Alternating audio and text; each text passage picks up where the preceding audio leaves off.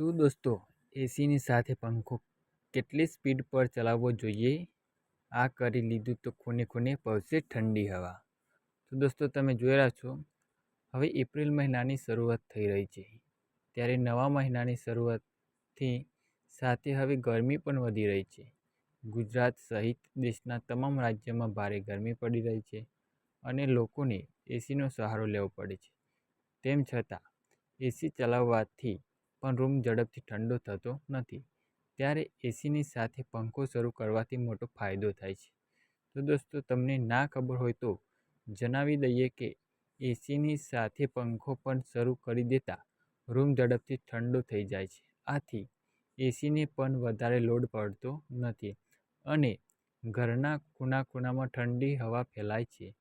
પણ એ મોટો પ્રશ્ન છે કે એસીની સાથે પંખો ચલાવીએ તો તેની સ્પીડ કેટલી હોવી જોઈએ? શું તે એકદમ ફાસ્ટ કરી દેવો જોઈએ કે સાવ ધીમે ફરે તેવું રાખવું જોઈએ? જો આ જાણી લીધું તો ભર ગરમીમાં પણ તમને ઝડપથી રાહત મળશે. એસી સાથે પંખો ચલાવતી વખતે પંખાની સ્પીડ સામાન્ય રીતે ના ફાસ્ટ ના સ્લો હોવી જોઈએ. એટલે કે એસીની સાથે પંખો ચલાવવો તો મધ્યમ સ્પીડે સેટ કરવો જોઈએ. એટલે કે પંખામાં 5 સુધીની સ્પીડ હોય તે 2 પર રાખવો યોગ્ય રહેશે. કારણ કે આ પરિસ્થિતિમાં પંખાનું મુખ્ય કાર્ય એસી દ્વારા પેદા થતી ઠંડીને હવાની આખા રૂમમાં ફેલાવવાનું છે. લો ટુ મીડિયમ સ્પીડ એસી ચલાવતી વખતે પંખાની સ્પીડ ઓછી રાખો અને પંખો ફાસ્ટ ન ફરવા દો. આથી ઠંડી હવાના વધારે સારી રીતે રૂમમાં ફેલાવવામાં મદદ રહેશે. આમ પંખો વધારે ફાસ્ટ ફરવાથી પંખાની અને એસીની હવા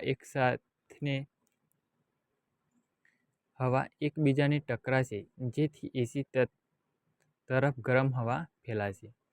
ડાયરેક્શનનું ધ્યાન રાખો.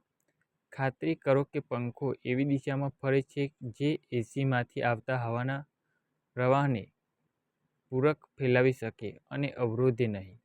તેમજ પંખાને એસીની એકસેટ સામે પણ ના રાખવો જોઈએ. થોડો દૂર કે વચ્ચોવચ્ચ હોવાથી ફાયદો થશે. એસી સાથે પંખો ચલાવતી વખતે તમારા કમ્ફર્ટ લેવલનું પણ ધ્યાન રાખજો. જો પંખો વધારે એરફ્લો ક્રિએટ કરી રહ્યો છે તો શક્ય હોય શકે તે હાઈ મોડ પર સેટ હોય. આથી એસી સાથે પંખો ચલાવવાનો હેતુ હવાનું પરિભ્રમણ વધારવાનો છે.